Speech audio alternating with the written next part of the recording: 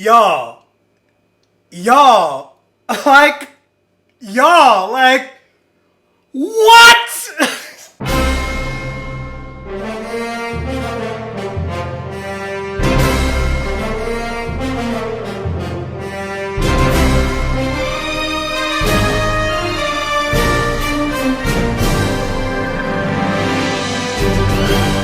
Look, I know as a YouTube reviewer, you're technically not supposed to do this because it would disincentivize people from watching the entire video, but I don't even care at this point. Like, I am going to prematurely blow my proverbial load, and I'm calling it right now. Like, this episode was my favorite episode of the entire season of Lovecraft Country.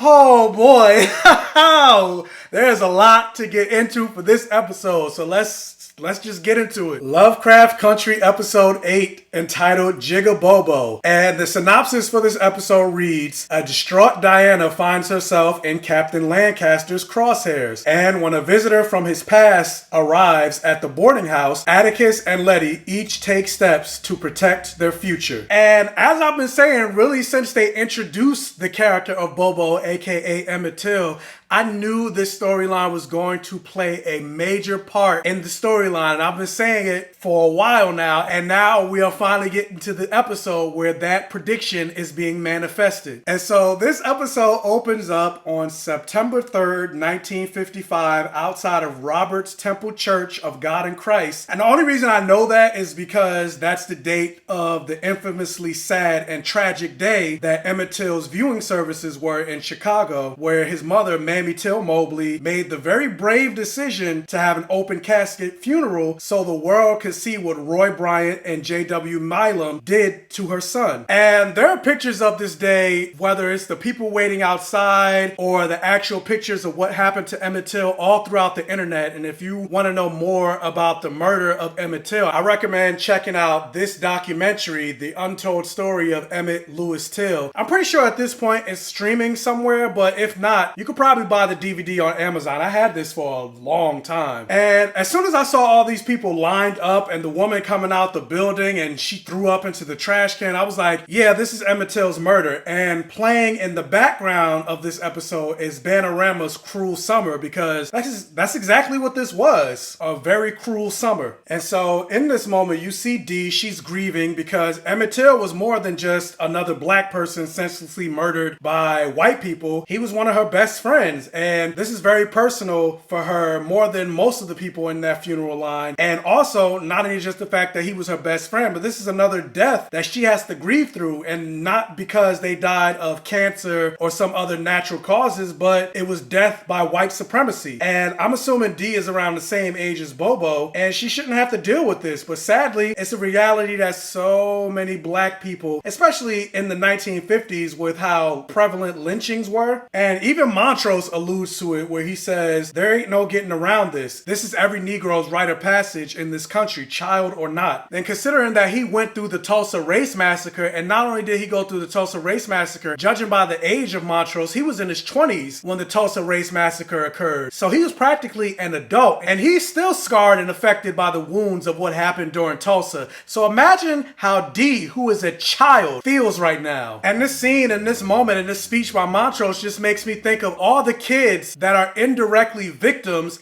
of their parent or their best friend or some loved one being murdered at the hands of white supremacy or the police. Like, think of Philando Castile's daughter, who was literally in the back seat when her father was murdered. And on top of that, there's a video of her father's murder. And that video is going to live on the internet forever. So his death is going to follow her forever. Or you take the children of George Floyd. George Floyd's last moments on this earth were filmed for the entire world to see, and that's going to live on the internet forever. And those are just two examples of the hundreds and hundreds and hundreds and hundreds of many different examples. And it's like, those children aren't allowed to be angry. Those children aren't allowed to say the system. Those children aren't allowed to see a cop and say the police. Those children aren't allowed to want to tear up. And it also kind of goes to show that whenever there is an injustice done within the black community, more times than not, a riot usually follows. Because in the very next scene, you see Diana that as she sneaks away from the funeral because the adults are too busy talking about her instead of focusing on and talking to her. And Diana sees two black girls around her age, and she probably knows them because one of them waves at her and she begins to throw rocks at them and starts screaming. And why does she do that? Because more times than not, black people don't have the option to express our rage outward. Especially in the 1950s, like, what is she gonna do? Is she gonna go to Mississippi and confront Roy Bryant and J.W. Milam? Is she gonna dismantle white supremacy? Like, what can she do? Even going back to what I mentioned about the adults are too busy talking about her instead of talking to her. Like, right now, her pain and her rage, she's being unheard. And what did Dr. Martin Luther King say when he talked about riots? The riots are the language of the unheard. And granted, she's not rioting, but the same emotion that she feels is essentially the same emotion that people feel when they end up rioting. Soon after that, she's then followed by Captain Lancaster and another officer, and they begin to harass her to get information about her mother. And I hated this scene. Not in the sense of hating it because of the writing or the directing or the acting or anything like that. I hated this scene because of the emotions that it invoked within me, which was exactly the point.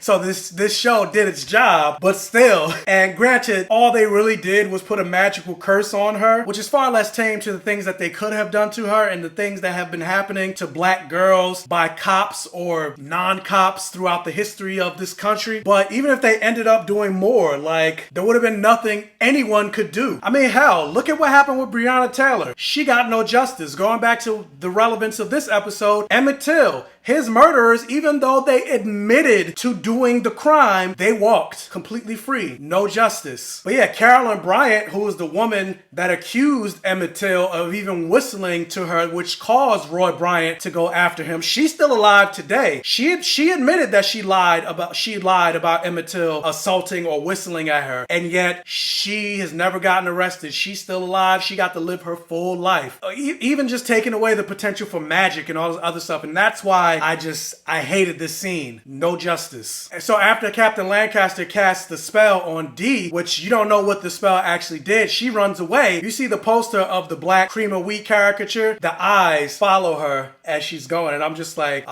shit. You then jump to the next scene and Letty returns home and she's looking for Dee. And I love the way the camera work was framed in this scene, because while Letty's looking for Dee, you see a woman sitting in the living room, but the camera is far enough away that you couldn't really make out her face and see who this woman was. At least I couldn't. And then Letty eventually goes to the living room and the camera's still panned away and you see the woman stands up and Letty's like, "Can I help you? Are you looking for a room?" Because remember, she runs a boarding house. And then you hear her voice and she says, "I'm looking for Atticus." And I'm like, that's Gia! And I'm like, damn. First person she meets is Letty. It's about to be some shit. We then see Tick sneak off to a graveyard to meet with Christina. And I'm just like, does this boy never learn? How many times is he going to keep secrets only for those secrets to end up biting him in the behind? Because we know Letty does not know that he's going to meet Christina, only just in the simple fact that A, he said he was going to go look for D, and then also the fact that they're meeting in this hidden cemetery. And so Tick asks Christina to teach him magic, and he offers to give her the key to the Ori machine to teach him magic. And Christina tells him that translating and learning the words behind the book of names isn't enough. To learn magic and to perform magic, you have to have the words, you have to have energy, you have to have intention, and you have to have a body. And as Christina's leaving, he leaves her very shocked and surprised when he mentions the autumnal equinox, and he wonders what is going to happen during the autumnal equinox. You could tell in the look of her face, she's like, how did he even know that? And Christina reveals that she plans on doing what nobody in the order, not even Titus Braithwaite or her father, was able to do. She is going to be the one to achieve immortality. We then see Dee confront Montrose, and she's basically wondering where's her mother. She thinks her mother's dead, and she knows that they know, and they're not saying anything to her, but Montrose is still lying to her, basically saying she's on a guide trip, and Dee is like, you're lying, because at this point, because of how big and how much national attention the murder of Emmett Till's gotten, she would have heard about it at some point, and she would have rushed home, and the fact that she's not home, something's happened to her. She must be dead. And so after that, Dee ends up going into the bathroom. She closes and locks the door, and Montrose tries to console her because he tries to tell her that out of everybody in the family, he knows what she's going through, because just like her, he lost his best friend to white supremacy during the Tulsa Race Massacre. And Montrose told her, like, after going through Tulsa, he thought Tulsa was just the worst thing he could ever experience in his life. But he said, oh Lord, he said something where he's just like, but those white folks, they just keep coming, and they keep coming more vicious and evil than they were the last time. And I was just like, ain't that, just look at history. And I'm like, ain't that the truth? And this is something that he had to learn at a very early age, and something that a lot of black people had to learn at an early age, where he says, no matter what you do or how well you do it, white folks will always try to find a reason to take from black people. Even think about Hippolyta's life. Hippolyta's pretty much a genius, and she was able to name a comet, but guess what?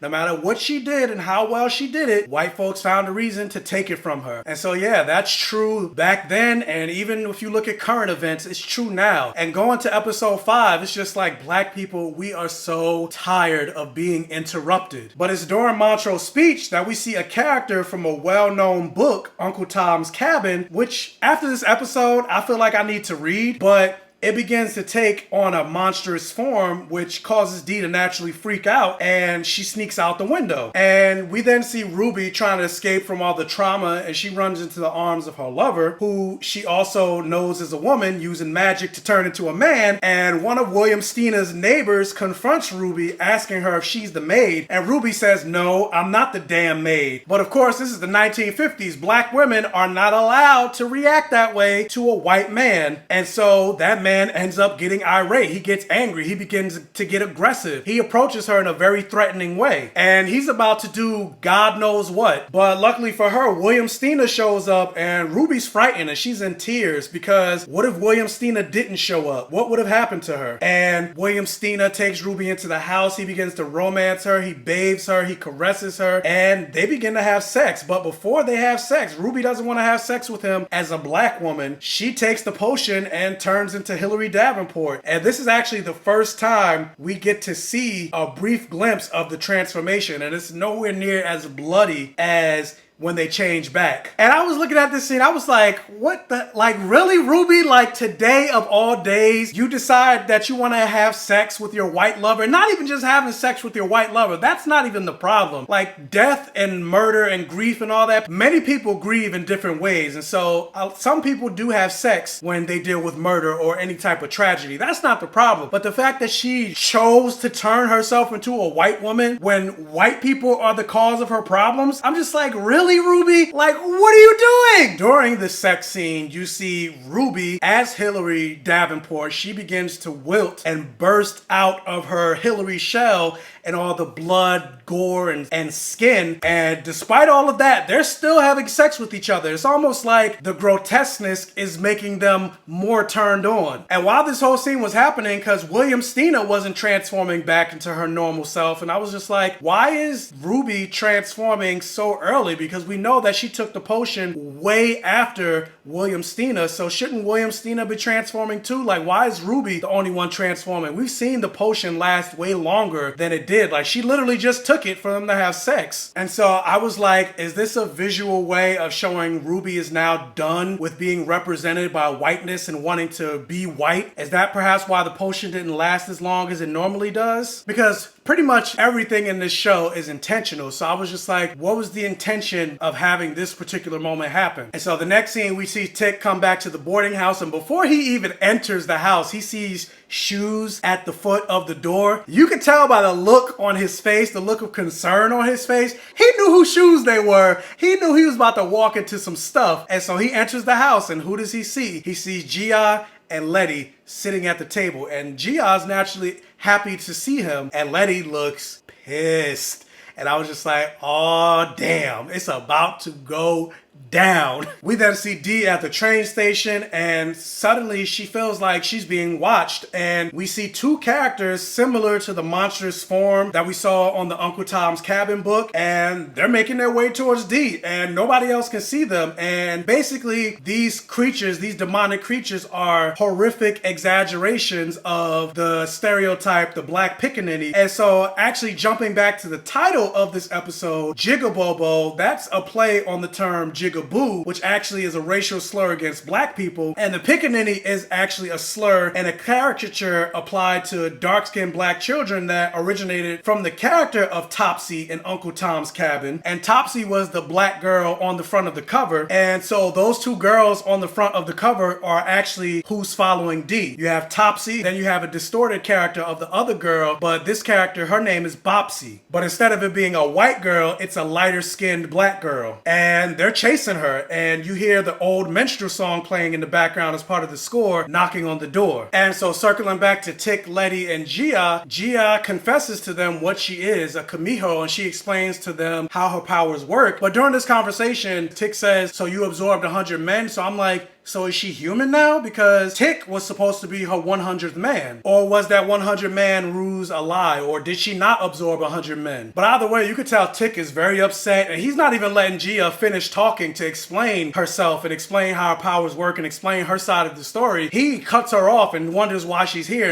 And because she doesn't have any information, he basically flat out tells her to leave. And the affection and the romance and the connection that they had in Korea, it was meaningless. And I'm just like, you could tell by the way he's reacting and the fact that he called her when he first got home and he called her again in episode 5. You know those feelings are not gone. I'm just like, doth the lady protest too much? And the fact that she was his first time and you never forget your first. And he dreamed about her in the first episode. Like, he's not over her. And even though he tells her to get out, and sadly this is the last we see of Gia, and I just love Jamie Chung. I want to see more of her. But I know this is not the last time we're going to see her in this series. We're probably not going to see her in next week's episode, but I predict she's definitely going to come back for the season finale. And hopefully if there's another season, maybe she comes back as a series regular in season 2. But Letty is pissed, and rightfully so, because this is another secret that Tick is keeping from her. And she even says to him, like, I understand in the very beginning why you wouldn't say anything, but after everything that we've been through, after everything that we've seen, the fact that I died and was resurrected, the fact that you still didn't tell this to me, like, come on. And once again, it's the same tired trope that both Montrose and Tick keep falling into. What does he say? He says the reason that he didn't say anything is because he tried to protect them. And I'm just like, when are you going to learn? Like, you sound just like your father. But I mean, this is a saying for a reason where they say the apple doesn't fall far from the tree. And Letty ends up cutting them deep, where she says all the lies and everything that you're doing, like, look what's happening. Everybody has died since you've come back except for you. And like, I swear to God, like in this scene, not even just this scene, but if the entire cast and crew for this show, from the writing, the directing, the acting, the cinematography, the makeup design, like the costume design, the score, like if they do not sweep the Emmys, and I'm not saying that they have to win, but if they don't sweep the Emmys in nominations, it would be the biggest of snubs, because this show is just brilliant. And so Tick, again, thinking he can do everything by himself, thinking that this is only his battle to fight, he tries to go off and cast the spell that he learned from Christina, which he actually confessed to Letty in this moment that he did go to Christina. And again, that's another secret that he's keeping. And so Letty is naturally upset, saying you can't trust her. And he's saying, like, look, we're surrounded by monsters. Like, what do you want me to do? Like, I have to do something. And it's just like, yes, Tick, you have to do something, but stop trying to do it alone. You would think after Letty tore him a new asshole in episode 4, when she says, this isn't just about you.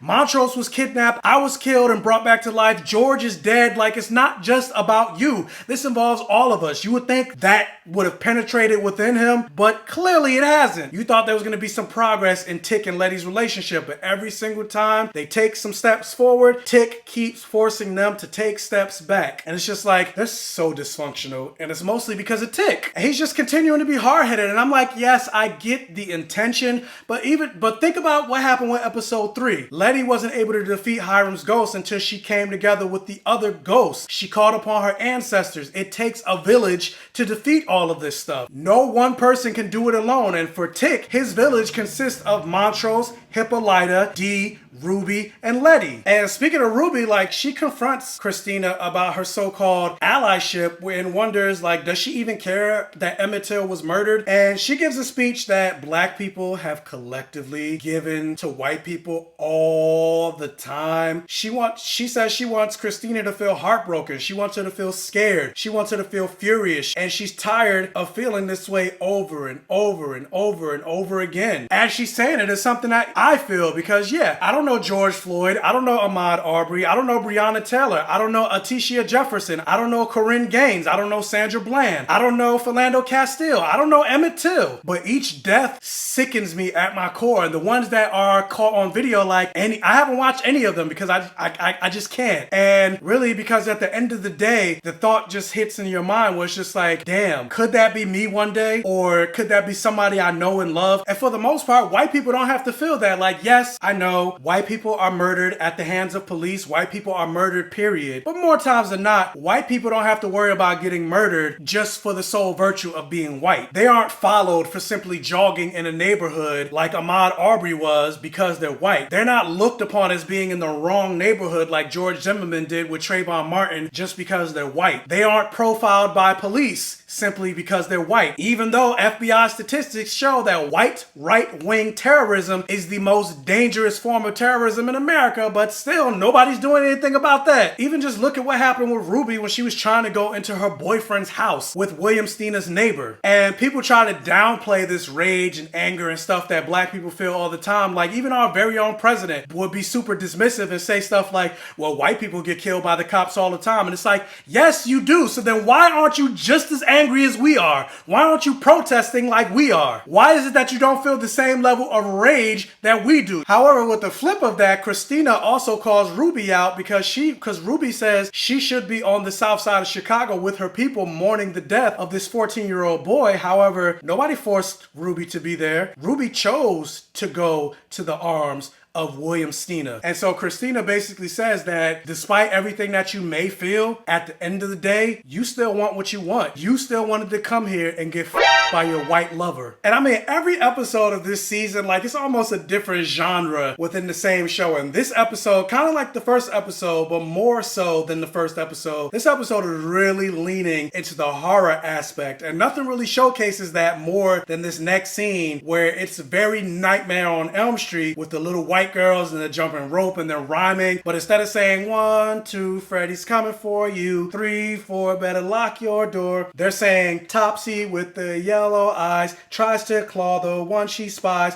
follow them from tree to brook, over under every nook. Topsy has the wildest do, she just wants to dance with you, jig, jig, jig, jig. And she then runs into Letty and she tries to tell Letty what's happening because she sees Topsy and Bopsy again, but you realize that she can't verbalize what she's seeing, and that obviously goes to show that that's also part of the spell. She's unable to speak her trauma. And so once again, the adults being more so about themselves and completely ignoring Diana, Letty just tells her to go drink some water, doesn't even really try to comfort her or see what's wrong with her or anything like that, and she leaves. And so Diana's still being chased by Topsy and Bopsy, so she runs. She doesn't run in the house, she runs behind the house, and then she sees and notices that Woody is there, the car that belongs to her mother, Hippolyta, which further confirms the fact that Hippolyta's she's not on a guide trip. Otherwise, why is her car there? But you then see her hop on her bike and she rides off. Next scene, we then jump to Montrose and he's being confronted by Tick. And Tick is wondering if he cheated on his mother with another man. And Montrose said that even though he had desires, he stayed faithful and he didn't act on his desires until after his mother died. And Montrose and Tick, they begin to talk more. Probably more than they've ever talked in all 7 episodes of this show. And Montrose begins to tell him more about his past, and he talks about a pastor that got caught with another man when he was 8 years old and how that pastor ended up being sent to an asylum and basically got lobotomized. And that's something that did happen to gay people back then because being gay was considered a mental illness up until 1970, and that moment basically helped shape his denial for his homosexuality and plus the abuse that he went through with his father, but he doesn't mention that part. But he said he chose a life over an asylum. And the connection between him and his mother is because she lost her entire family during the Tulsa Race Massacre aside from her cousin Ethel. So both of them just came together because they wanted a family. Despite the fact that it wasn't a romantic connection or relationship, it was still a relationship. Which also kind of explains why she ended up having an affair with Uncle George, because at the end of the day, we still have our needs, and part of our needs are sexual. And during this scene, like while Tick and Montrose are talking, like Tick, Jonathan Majors, like he has his legs like spread open really wide and he's just moving his legs back and forth, and I'm just like, My mind went to like so many depths of depravity and nastiness and sexual thoughts that they probably shouldn't have went to, but they still went there, and they're there right now. But then we see the power going out across town, and they're still having their conversation, and Tick admits to Montrose that he knows that Letty's pregnant. Not because Letty told him. When he went through the portal in last week's episode, he ended up going to the future, and the book that we saw him pull out from that portal was written by his son, George Freeman Jr. And I was just like, oh shit, like this episode, like what is going on? Like, and this is only the half-hour mark. We still got another half-hour to go. And so next scene, we see Letty. She's in the church and she's praying. And she's praying for Tick and her family as she begs God to please protect Tick. And she also prays for Emmett Till's family. And after she's done, she's approached by Christina. And it turns out Letty was the one that called her there. And so Letty tries to barter with Christina and basically says that she'll give her the photo negatives from the pages of Titus Braithwaite's Book of Names if Christina uses her magic to cast the invulnerability spell on Tick. And Christina refuses to cast the spell on Tick, but she offers to cast the spell on Letty because Christina's all about her feminism. Granted, it's white feminism, so it's very problematic, but it's still feminism. And so she casts the invulnerability spell on Letty, and we finally get our answer to what that scar that we saw on William's chest when he first had sex with Ruby. We finally know what that was, and it was the mark of Cain, and it's the mark that grants you invulnerability. But Christina mentions that she is the first one to learn that that mark can also give you the ability to heal. And so the next scene, we then see Dee, and she's tailing Captain Lancaster, but unbeknownst to her, Topsy and Bopsy are slowly creeping up behind her as the music knocking on the doors is making a gradual crescendo and just getting louder and louder and louder with each possible second. And right before they're about to grab her, she ends up riding off, tailing Lancaster. And I'm just like, whoever these two actors were that's playing Topsy and Bopsy, like, I love them and the way they're dancing and moving, and I would love to see them perform live because, like, they nailed this role. Next scene, we then jump to Tick and Montrose, and Tick is telling Montrose more about his time in the future. And he also doesn't say how far in the future he goes, but all he really says is that what he sees is white folks are rioting, is chaotic, but then he's approached by a woman in a hood with a robotic arm, and all she does is hand him the book, and she pushes him back through the portal. And so he was really there for only just a second. It turns out that the book that George Freeman wrote is actually Lovecraft Country by Matt Ruff, which is the actual book that this show is based off of. And surprisingly enough, they actually spoil moments from the book and talk about the differences between the book and the show, where they talk about how in the book, where they talk about Christina is actually a man, his name is Caleb. Dee is actually a boy in the book, his name is Horace. And the most important difference from the books and the show, where Uncle George is still alive. He doesn't die in the books, or a book rather, because there's only one. But something that I found really interesting is they show the back of the book that George Freeman Jr. wrote, and it says something that really caught my eye, and it's at the 40-minute and 19-second mark. If you pause it, it says on the back of the book, it says, when Atticus learns that he is the blood heir of a magical genealogy, he must come to terms with the real challenges of being a modern warlock in a segregated America. And so I'm like, warlock? So this goes to the theory that a lot of people have been having that I kind of had myself, where I'm like, so it's going to end up being shown that Tick has some type of special magic or ability that he's going to be able to tap into that he doesn't even know he has at this point. And that's going to be able to save him from Christina, because saying warlock, I'm like, that's very specific. And I'm like, again, going back to what I said before, pretty much we've seen everything in this show for the most part is very intentional, and they don't put things in by accident. So I'm like, Tick's a warlock. And he also tells Montrose that the reason he was able to confront Christina earlier in the episode about the autumnal equinox is because he learned from the book that Christina, aka Caleb in the book, he ends up sacrificing Tick on the autumnal equinox to become immortal. And so while he's having this conversation with Montrose, and I'm thinking in my head this whole time, I'm like, so you know that Christina wants you dead, and she wants to use you as a sacrifice to become immortal. You know all this information, and yet you still went to her for help? Like, are you stupid?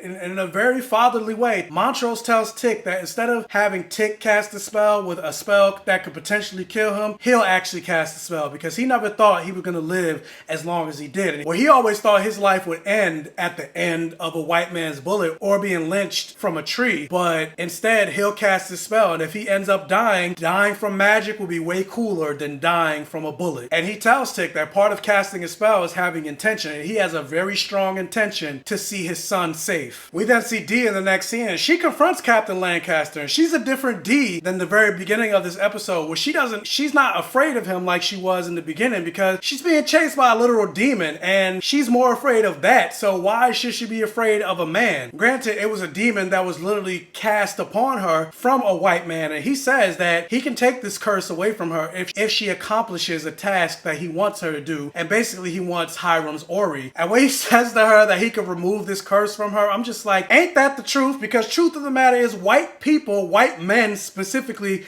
can remove the plague of whiteness and white supremacy from black people's lives, since white men are the ones that created white supremacy. Like I mentioned, Topsy and Bopsy, they're the ones that are following her, and Topsy and Bopsy are horrific exaggerations of the Pickaninny caricature. And guess what? The Pickaninny caricature was created by white men. And going back to something that Montrose said earlier, where he's like, no matter what you do or how well you do it, white folks will always find a reason to take from black people. And a big part of that taking is taking our very humanity, where if a black person does everything right, they're still seen as a threat. Where you see somebody like a Philando Castile, he did everything right. He kept his hands on the steering wheel. He complied with the cops. He spoke nicely to the cops. He told the cops that he had a legal firearm. He didn't even have a criminal record, and yet he was still shot. And the f***ed up thing about it is, the cop that shot him was Asian. He wasn't even white. But guess what? You don't have to be white to be affected and drowned in the toxic waters of white supremacy. And so the irony of all ironies is Dee is being chased by a caricature of black life. So it's like, no matter what she does, no matter how smart she may be, no matter how many A's she may get in school, no matter what she may go on to accomplish, any wrong move, any wrong outburst, she could be still seen as simply a black stereotype,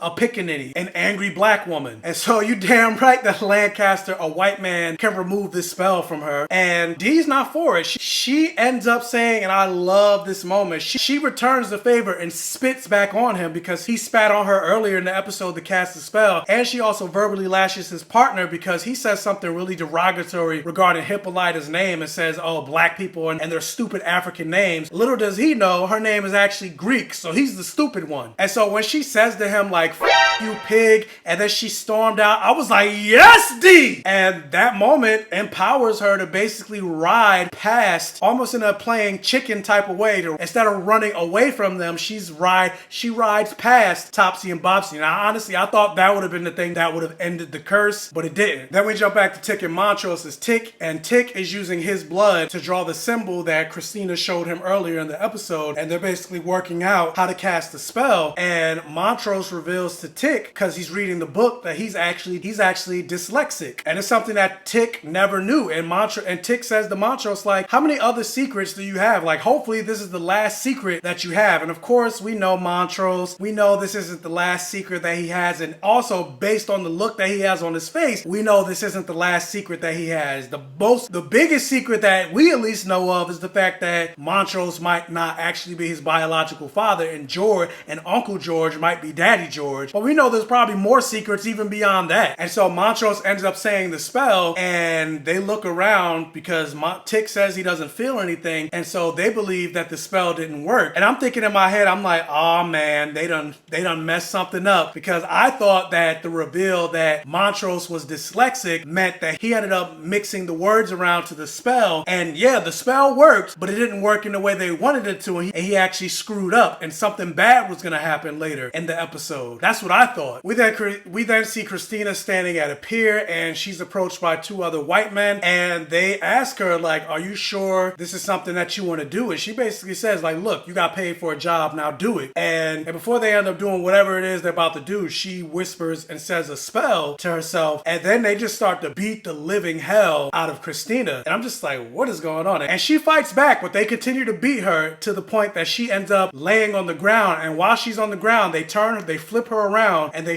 shoot her 2 times in the chest. And then it's at this, and then it's at the moment that they wrap the barbed wire around her neck that I was just like, oh, she's trying to relive the last moments of Emmett Till. And I was just like, what the hell is wrong with her? And then those 2 men walk away and they're confused. They're like, why would somebody want to die like that? They don't know that she's able to resurrect herself, and that's exactly what happened. She comes out of the water completely healed, and you see the reveal that she has the mark of Cain. And then it goes back to what she said earlier in the episode, that she realized that the mark of Cain could actually heal. And now granted, I could be completely misinterpreting this because I don't work on the show and I'm not Misha Green, who wrote and directed this. I feel like this particular scene is Misha Green showcasing that this is Christina going back to her and her white feminism. This is her showing her allyship, going back to what Ruby said to her earlier, where she says, I want you to feel what I feel. I want you to feel for this little boy, this little 14-year-old boy that was murdered. And so this is her way of trying to feel that. And it's really all just performative allyship, because this is not something that she had to do, but in her twisted mind, she feels like in doing this, maybe she might be more connected to Ruby or something like that.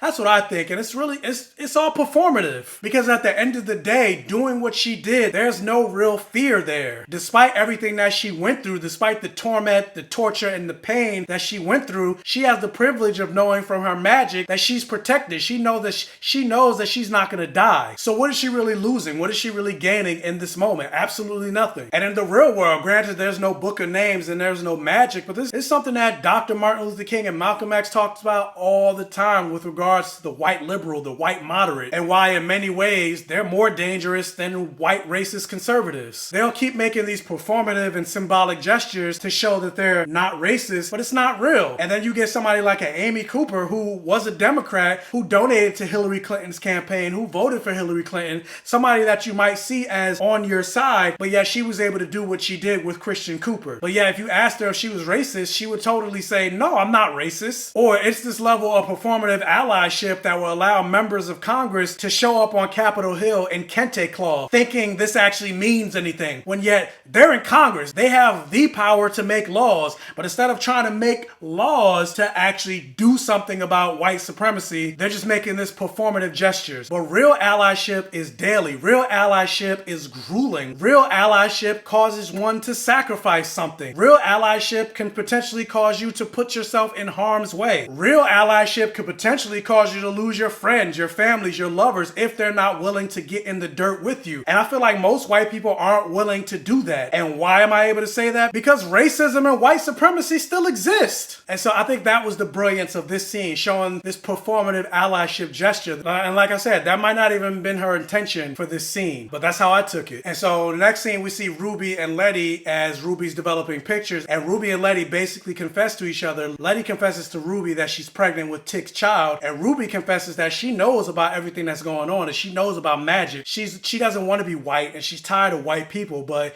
she just doesn't want to be in a position where she has to constantly apologize for just being who she is. She's tired of being interrupted. We then circle back to D, and going back to the horror tropes, and this episode being the horror-filled episode of this season, like, this is a moment that happens in pretty much every single horror movie, where the final girl, which is what D essentially is in this episode, they finally get to the point where they're ready to confront the Jason or Michael Myers or Freddy Krueger, and they basically muscle up. And so D goes to the guide building, and she makes sure to lock all the doors except for one, so there's only one way that Topsy and Bopsy can come in. And she grabs a pipe and she's ready. We then jump back to Letty and Ruby, and Lancaster brought dozens and dozens of cops in front of the Winthrop house, and he basically says they have a warrant to search their place because they made up some lie about they believe that the Nation of Islam is planning some type of attack due to the murder of Emmett Till. But truth of the matter is, he just wants to get in the house to find the Ori. And so one of his cop buddies ends up entering the house, and he's able to enter the house perfectly fine. But when Lancaster tries to enter the house, he's stopped by the spell that the Vodun priestess put on the house in episode 3. And I'm like, why is that Lancaster wasn't able to enter the house, but the regular cop was? More than likely, and I'm pretty sure this is probably the case, this cop doesn't have any magic. And so because he doesn't have any magic, he's able to enter the house. But yeah, but the force field then reveals to both Letty and Ruby and Lancaster, now they both know each other's secret, that they both have access to magic and they both know about magic. We then jump back to Dee in the guide building, and as she's waiting for Topsy and Bopsy to show up, being the comic book artist that she is, even though she wasn't able to verbalize her horror and what was going on with her and verbalize her trauma, she was able to put it in her art. She was able to draw pictures of what's going on with her and show drawings of Topsy and Bopsy. And that's something that Black people have been doing really since we first came to this country, and expressing our pain and horror and sorrow through our art, whether it's in the creation of Negro spirituals, in the creation of blues, jazz, gospel, R&B, creating certain dance moves, or whether it's through our writing, through geniuses like Toni Morrison, Zora Neale Hurston, Langston Hughes, Alice Walker, etc. I mean, even take the two demon creatures of Topsy and Bopsy, two horrific caricatures of a Black stereotype, but guess what? Throughout the episode,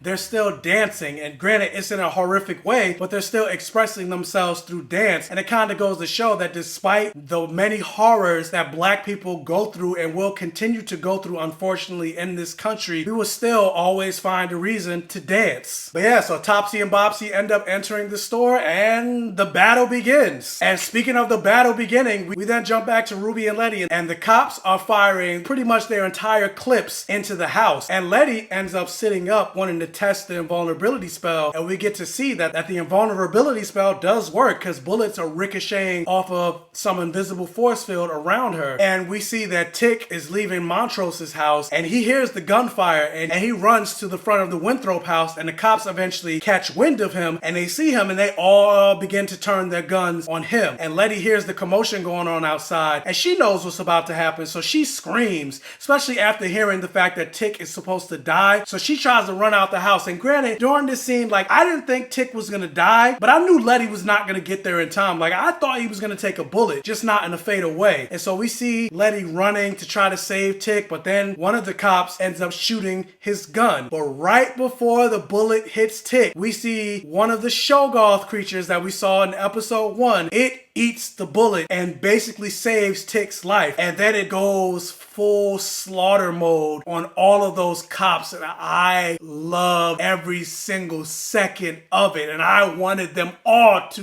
die, and I wanted them to die bloody. But jumping back to Dee, we see her fighting off Topsy and Bopsy, and Montrose hears her, and he ends up going to her, and he doesn't know what's going on with her because in his mind she's just fighting the air. And so he grabs her and tries to embrace her to try to calm her down, and what he thinks is helping, but him helping her ended up being worse, and Topsy and Bopsy end up carving into her skin. And I don't know if Montrose sees the cuts in her skin, but because of Montrose, they end up getting to her. And it just goes to show that even when she's surrounded by people, she's still suffering alone. And so going back to the Shoggoth, we see the Shoggoth demon attack Captain Lancaster, and it rips one of his arms off, and then it just tosses him a couple blocks over, and you hear him scream, technically kind of hear that he's still alive. And the fact that even though he's missing an arm, you don't see a body, so more than likely we have not seen the last of Captain Lancaster, because in these types of shows, do not see a body, they are still alive. And sometimes even when you see a body, they are still alive. So we definitely have not seen the last of Captain Lancaster. And then after that, we see the Shoggoth demon. It then approaches Tick and Letty, and Tick is able to pat it on the head like it's a pet, basically showing that the spell indeed worked. And then the credits started to roll. And just like I mentioned in the intro of this video, after the episode ended, I screamed at the television like, what? And now with next week being the penultimate episode before the season finale, like, this episode had me so hyped that I ended up breaking a rule that I had for this entire season, where I refused to watch the previews for the next episode because I wanted to go into the new episode knowing as little as possible. But I ended up caving in and I watched the previews for the next episode, and oh my god, like, this show, like, oh my god, like, and based on what we've seen from the previews of next week's episode, it looks like they ended up getting the Ori working again, and it seems like Montrose is going to go through the portal. And in some ways, I guess it kind of makes sense because for the most part, every single character has had their own special episode except for Montrose. And yeah, Montrose had his moment in episode 5, but it was just a moment. Episode 5 was mostly for Ruby. And so I'm wondering, is next week's episode going to be Montrose's episode? Are we going to see more than just a reference of Tulsa, Oklahoma? Because again, considering how much they reference Tulsa, kind of like how much they reference Emmett Till and Bobo, you just know Tulsa's going to play a role in this story at some point. So will we see him go to Tulsa? Will him going to Tulsa perhaps give him access to the missing book of names that burnt up in the fires of Tulsa, according to Obertina? Or what's her name? Obernita. The person from last week's episode. Also, now that we see the Shoggoth demons are back, are we finally going to get an answer to that mysterious birth with the cow that we saw in episode 2? Because I'm just like, what was that about? But yeah, I absolutely loved this episode. And granted, I know there's still 2 more episodes to go, but I'm already going to say it. I'm already going to call it. Lovecraft Country Season 1 is definitely my favorite television show of 2020. Like, if you would have asked me before Lovecraft Country, I would have said my favorite television show was the Amazon Prime show Upload. And granted, I still love Upload. I'm still really looking forward to season 2, but my love for Lovecraft Country far surpasses my love for Upload. Now granted, if you haven't seen Upload, I still recommend you check it out. I did review the first season. You can click the link for that here, of course, after you watch this video. But that's enough of me babbling. The question is, what did you guys think of this episode of Lovecraft Country, episode 8, entitled Jig-A-Bobo? What are some of your theories? How do you think this season is going to end? Do you also think we're going to get another season? I would be mad as hell if I find out that this show does not get renewed for a season 2, or they decide this is a one and done season. But what do you guys think? Let me know down in the comment section below. Also, if you can, hit that thumbs up button and like this video to really help out the channel. And if this is one of your first time watching one of my videos, please check out the other videos on my channel. It is October, which is Halloween season, and I do have a video on my channel called 8 horror movies to check out on Netflix. I believe most of those movies are still on Netflix. You can click the link for that up here if you want to check that out if you are a horror fan, which hopefully if you're watching this show, I'm assuming you are a horror fan. So yeah, check that video out, and please check out the other videos on my channel while you're at it, and tell your friends, families, and neighbors about my channel to help me continue to grow. And as always, I will catch you guys next time.